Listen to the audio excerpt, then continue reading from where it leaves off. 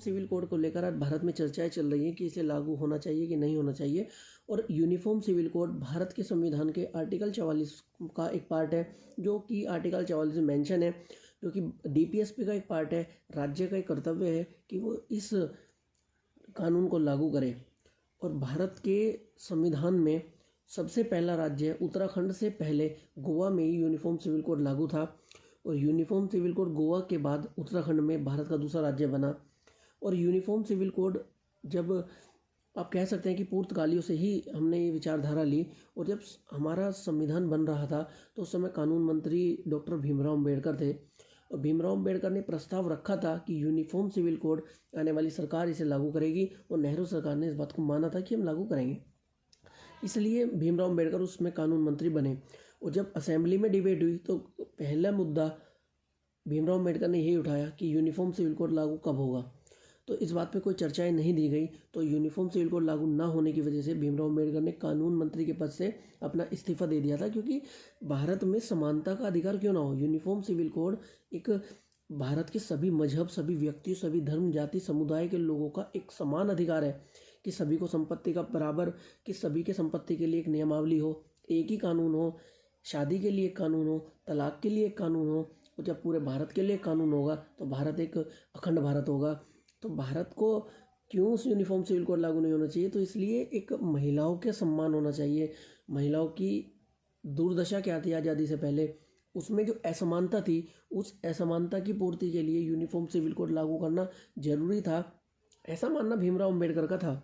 और जब ये नहीं माना तो भीमराव अम्बेडकर ने कहा कि नेहरू सरकार ने बेईमाना किया और इस बेईमानी के चलते मैं कानून मंत्री का पद छोड़ रहा हूँ। जबकि बहुत इंटेलिजेंट भीमराव अम्बेडकर थे, उनके जाने से पूरा असेंबली को फ़र्क पड़ता था, क्योंकि इतने इंटेलिजेंट व्यक्ति उस समय कोई नहीं थे।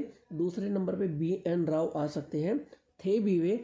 और वे सलाहकार, मतलब एक एडवाइज़र थे, सलाहकार थे वे।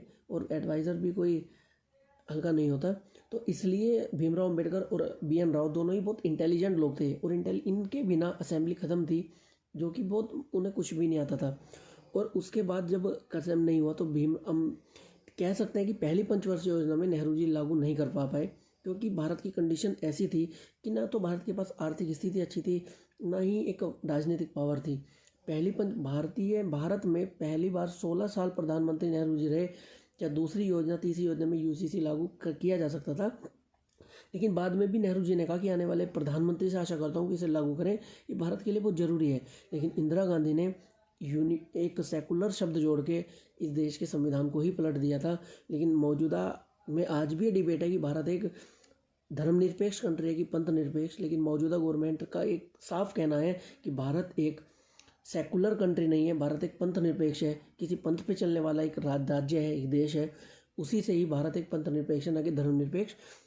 इसकी परिभाषा व्याख्या करना इसलिए ज़रूरी है क्योंकि मुस्लिम पक्ष हमेशा ये कहता है कि यूनिफॉर्म सिविल कोड लागू होगा तो हमारे जो धार्मिक अधिकार है, आर्टिकल 25 से लेकर 28, जो भी धार्मिक स्वतंत्रता का अधिकार है, उसका वायलेशन ये करेगा।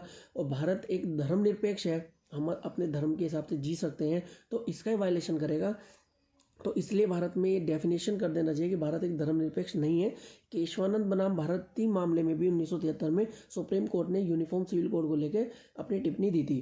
और यूनिफॉर्म सिविल कोड इस देश के लिए बहुत ज़रूरी है और सभी का समर्थन इसमें होना चाहिए, ताकि मुस्लिम पक्ष इस बात को कब समझेंगे। कभी CAA पे लड़ाई करते हैं, कभी यूनिफॉर्म सिविल कोड पे, और इसी कम बुद्धि की वजह से जो पॉलिटिशियन है वो इनके साथ गेम खेलते हैं। और गेम खेलने के मतलब पूरा क्लियर फंडा अपना लेते हैं। तो समझना चाहिए कि यूनिफॉर्म सिविल कोड है क्या, किसके कंधे पे बंदूक रख के चलाई जाती है। जबकि यूनिफॉर्म सिविल कोड देश में लागू होगा, 101% होगा, क्योंकि देश के अधीनस्थ का पार्ट है और होना भी चाहिए। तो इसलिए किसी पे आपत्तिजनक नहीं बनाना चाहिए। भारत में सुप्रीम कोर्ट है, आप हलफनामा अपना वहाँ दो, तहरीर दो, तो आपके पास सब होगा। तो इसलिए भारत में यूनिफॉर्म सिविल कोड के लिए ज़रूर आगे कदम उठाना चाहिए।